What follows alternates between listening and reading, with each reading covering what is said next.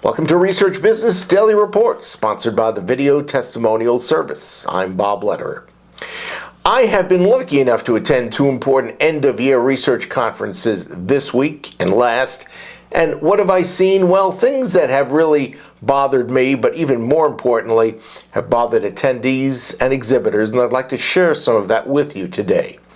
First, with keynote addresses. In some cases, they're made by speakers who addressed nothing about research. In fact, the speaker said they knew nothing about research and weren't even going to talk about it.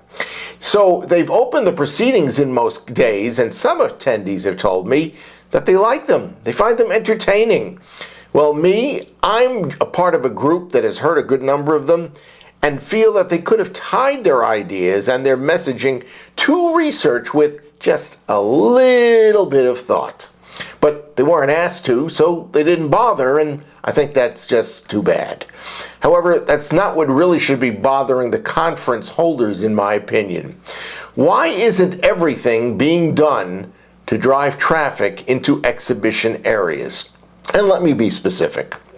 Selecting conference locations is one thing, and then creating designs based on those locations that work to ease attending end-user client concerns about being inundated by suppliers, and at the same time, supporting the exhibiting vendors who, let's face it, are paying increased amounts each year to display their wares. A relatively simple solution would be to create a layout that requires conference goers to pass through the exhibition area in and out of most conference presentation rooms. Now, I've seen it happen once.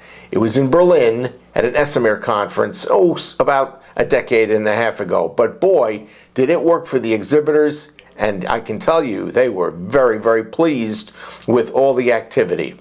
And as someone fortunate enough to have attended too many conferences over the years, please, can we take a major step and hone and refine the presentations that are being made? I've heard way too many conference attendee complaints about misleading presentation headlines in particular, and then puffy presentations that with a little bit of pre-conference review could be tighter, more informational, insight-packed, and actually shed light on resolvable problems. In short, I don't think it would take too much to substantially elevate research conferences, which would boost attendance, increase the value to everybody on hand, and really be a business win-win for everybody involved.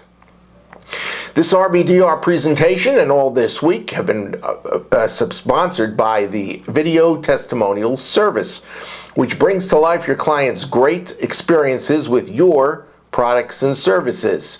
It's part of the RFL contingent of services, and we do it by having you introduce us to a customer whose problem you've helped solve, and then you turn it over to us, and we will create multiple testimonial vignettes that extol your quality and do it so on varied levels.